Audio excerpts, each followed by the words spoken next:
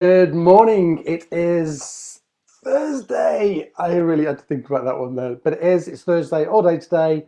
A little bit wet outside. And I'm not sure. I think it's going to bait a little bit later. I think later on today will become a little bit brighter. So welcome to your Lockdown Live number 18. 18, number 18. Good grief. Today I wanted to look at worry, anxiety and stress. Welcome to all home radio viewers and listeners.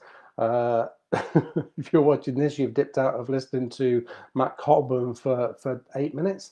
So thank you for that.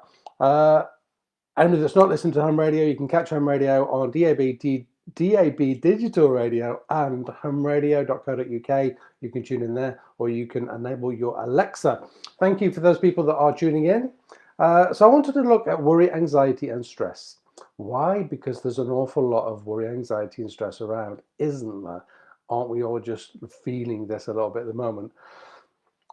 Why these three together? Because they all fit under the same kind of genre of this. They're very similar, but just very slightly different.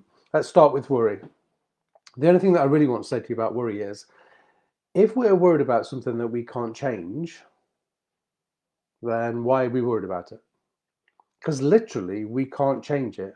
So all we're really doing to ourselves is causing ourselves grief and distress and stress, of course, because we keep numerating over something that we literally can't change.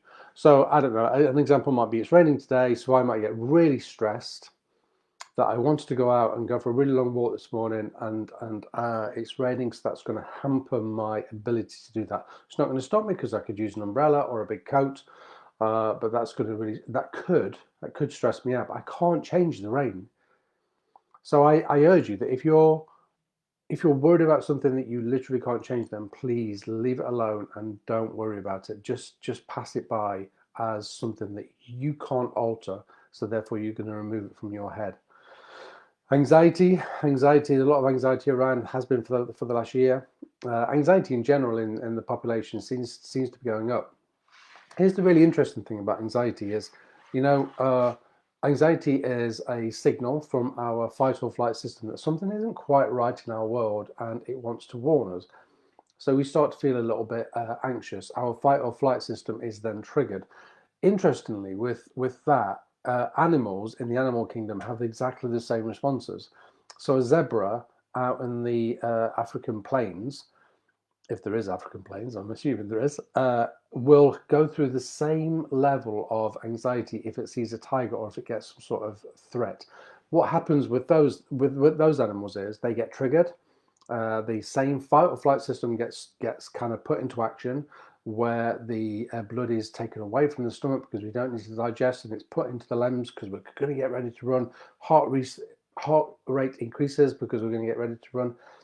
What happens in the animal kingdom is their fight or flight system is deactivated as soon as the threat has gone.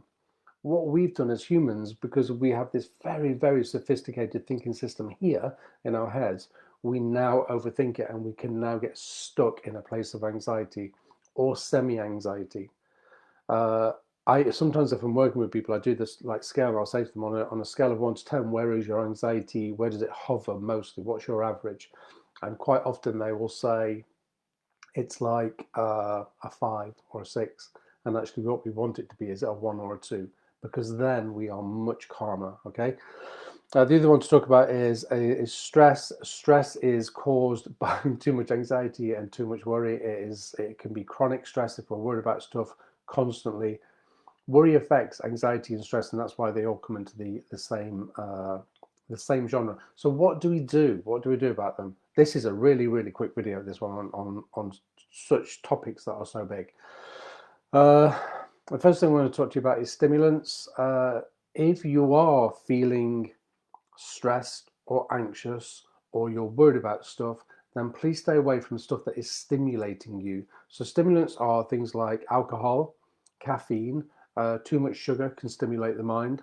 And then there are external stimulants as well, such as watching the news, watching high anxiety TV. I know that last night we turned on, I see there's a new series of Marcella. So we turned it on and started to watch it, and then we remembered what it was about, and it was really it was quite gruesome, if I'm honest. Some of the first scenes in there were really gruesome, and we both said, can't do this, can't watch this. It's too much right now to watch something like that. So if you're watching high anxiety TV, the thing is about high anxiety TV, like dramas that really grip us, it can feel really exciting, but I want you to question whether it's good for you, whether it's healthy or helpful for you to be watching stuff like that on TV right now. Okay, so there's stimulants, there's things like external factors such as TV and music as well. If you're listening to very jarring, loud music, that can also stimulate our system into a place that's not very good. All of these things, we want much calmer, quieter things in our life if we are in this place of worry, anxiety, and stress. Okay, if you're watching the news, I've had conversations with people over the news over the last week where they say it's my duty to know what's happening in the world, and I agree with that. I do agree that we have to know what's happening, but if you're watching the news on a daily basis, what do you think might have changed from yesterday to today? If there are any major announcements, we will hear about it, because it'll be all over Facebook. People will talk about it. You'll hear it in shops. People will talk about it. Okay. If there's anything absolutely pressing that you really need to know, I promise you that you will find out. Somebody will tell you, or you will hear from somewhere. Maybe check it on the news, I don't know, once a week, twice a week, but you certainly don't need to be doing the daily briefings. You certainly don't need to have it on repeat. If you don't have any kind of worry, anxiety, or stress, then watch the news until the cows come home. It's absolutely fine. But if you have any kind of worry, anxiety, or stress, then the news and its repetitiveness and the drama that is created by other people is definitely going to trigger your system again. And this is all about you not having your trigger system, your system triggered, is what I wanted to say. Okay, we're going to finish with the Action for Happiness calendar, because I love that. And today is really nice. Again, I always say that.